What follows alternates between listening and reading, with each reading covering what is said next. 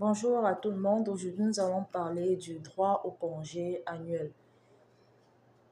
Aujourd'hui encore, nous avons des startups et certaines PME qui commettent des abus, des dérives quant au congé, à la jouissance du congé. Certains responsables administratifs ou chefs d'entreprise pensent que le congé, il se mérite. Pourtant, c'est un droit. Le Code du travail l'a prévu. Alors, nous avons deux articles du Code du travail qui parlent de la jouissance et de l'acquisition du congé annuel à tout employé qui a déjà effectué 12 mois de service en entreprise. Ces articles sont l'article 89 et l'article 92. Je vous en prie, si vous avez un peu de temps, allez lire ces articles parce que il est important d'avoir l'information, que de se faire duper à chaque fois. C'est très important. Donc, alors, voici ce que dit la loi. Vous avez travaillé 12 mois. Ça équivaut à une année. Pour chaque mois que vous avez travaillé, la loi vous donne 1,5 jours de congé. Alors, si on multiplie 12 mois fois 1,5 jours, ça vous donne 18 jours de congé annuel. C'est la loi, ça ne se discute pas. Mais il y a également des conventions collectives qui améliorent ce nombre de jours. Vous allez voir dans certaines entreprises, au lieu de 1,5 jours, c'est 2,5 jours fois 12 mois, ce qui donne, je crois, 24 jours. Donc, c'est ça le principe de base. Là, ça ne se discute pas. Maintenant, il y a une majoration du congé lorsqu'on a une ancienneté à partir de 5 ans. Le Code du travail dit, si vous avez déjà passé 5 ans en entreprise, vous avez droit à 2 jours supplémentaires. En plus de vos 18 jours, la loi accorde 2 jours. Et il y a aussi des conventions collectives qui en donnent plus.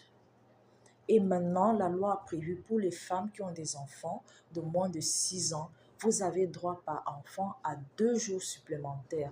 Donc, si l'on compte le cas d'une femme qui a fait ses 12 mois effectifs en entreprise, ça veut dire un an, elle a 18 jours, plus 2 jours liés au fait qu'elle a déjà passé 5 ans en entreprise, donc c'est son ancienneté.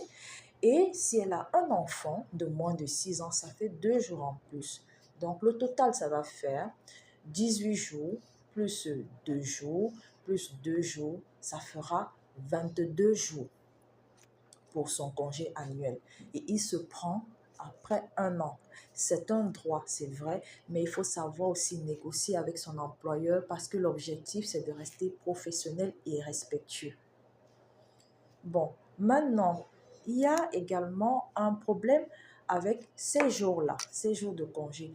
Certains employeurs ou certains responsables administratifs, des fois, s'amusent à déduire des jours de congé maladie. Des fois, on a des arrêts maladie où on a eu un accident de travail, une maladie professionnelle, où on a pris des permissions exceptionnelles payées du Code du travail.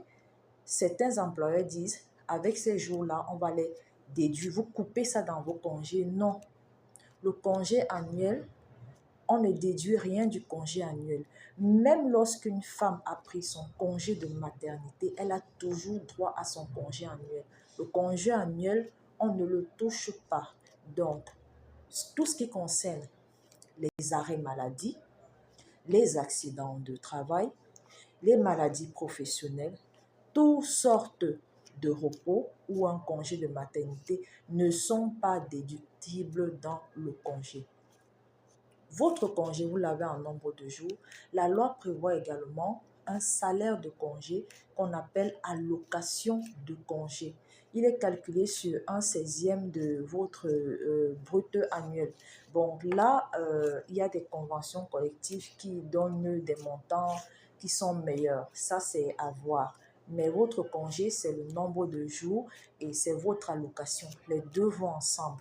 Maintenant, il y a d'autres personnes qui ne veulent pas prendre leur congé complet. La loi prévoit, si vous voulez prendre une fraction de votre congé, c'est 12 jours au minimum qu'il faut prendre. Le reste, après, vous verrez avec votre hiérarchie. Parce que dans certains services, on ne peut pas prendre tous ces jours parce qu'on ne trouve pas ce qu'on appelle les backups des remplaçants pour pouvoir gérer vos activités. Donc, des fois, vous pouvez fractionner ou alors vous aussi, ça peut être un problème de trésorerie. Mais toujours est-il que apprenez à négocier votre congé parce qu'il faut trouver des dates qui vont correspondre à votre employeur et à vous-même. C'est toujours dans le respect et dans le professionnalisme. Il y a également un point